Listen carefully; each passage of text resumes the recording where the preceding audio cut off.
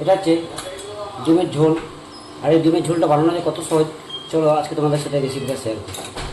খুব টেস্টি হয় এই রেসিপিটা, পারলে তোমরা অবশ্যই বানিয়ে নিতে পারবে। আর আমি কীভাবে বানিয়েছি চলো তোমাদের সাথে ফিডব্যাক শেয়ার করছি। আর অবশ্যই ভালো মন্দ কমেন্ট করে জানাবে বন্ধুরা। চলো, থ্যাংক ইউ। ফাইনালি ডিমটা আমার সেদ্ধ হয়ে গেছে, দেখতে পাচ্ছ। এবার এগুলোকে নামিয়ে ভালো করে ছাড়িয়ে নেবো। ফাইনালি ডিমগুলোকে আমি ছাড়িয়ে নিয়েছি। আর এইভাবে সব ডিমগুলোর কাট লাগিয়ে দিয়েছি একটা করে, তাহলে খেয়ে মশলাটা ভালো করে ঢুকবে। আর সবগুলো কাটা হয়ে গেছে। ফাইনালি আমি এতে নুন অ্যাড করে দেবো অল্প একটু, আর দিয়ে দেবো হলুদ গুঁড়ো।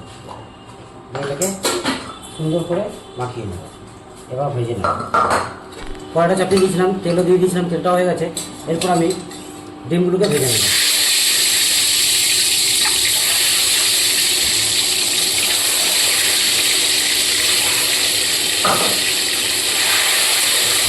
ভালো করে থেকে ভেজে নেব।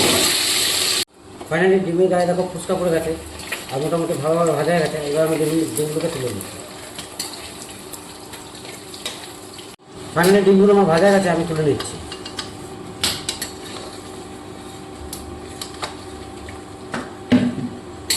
তেল আমার অবশিষ্ট আইতে আছে, তো এতে আমি অ্যাড করে দিচ্ছি গোটা গরম মশলা, যেমন হচ্ছে শুকনো লঙ্কা, তেজপাতা, গোটা জিরে, দুটো এলাচ আর অল্প একটু দারচিনির টুকরো এর মধ্যে অ্যাড করে দিলাম। এবার এটাকে হেঁটে দেবো। অল্প তেলের মধ্যে বানাবো এটা, তার জন্য ওটা অ্যাড করে দিচ্ছি পেঁয়াজ কুচি।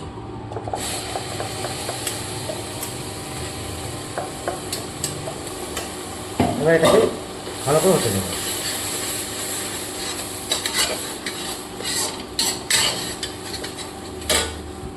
অ্যাড করে দিচ্ছি আদা রসুন কাঁচা লঙ্কা পেস্ট।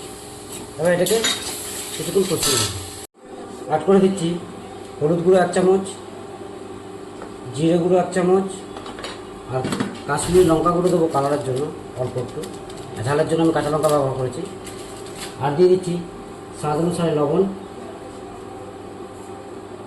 আর দিয়ে দেবো ব্যালেন্স মেনটেন করার জন্য 2 দানা চিনি। এবার এটাকে হতে দেবো। তার সাথে সাথেই এর সাথে সাথে আমি দিয়ে দিচ্ছি টমেটো পেস্ট। এবার এটাকে খুব সুন্দর করে কষিয়ে নিই। ভালো করে এটাকে কষতে থাকবে। অ্যাড করে দিচ্ছি মিক্সি বাটা জলটা। এবার এটাকে খুব সুন্দর করে কষতে থাকবে।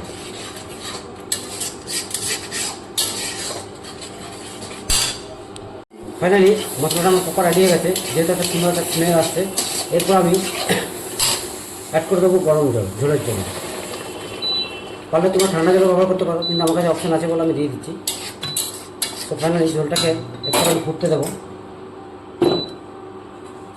ফুটেও গেছে। অ্যাড করে দিচ্ছি আমি ভেজে রাখা ডিমগুলোকে।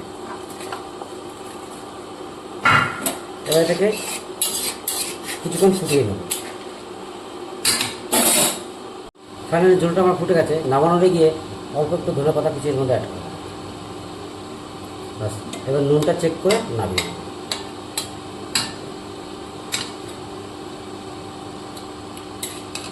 পারফেক্ট হয়েছে বন্ধুরা।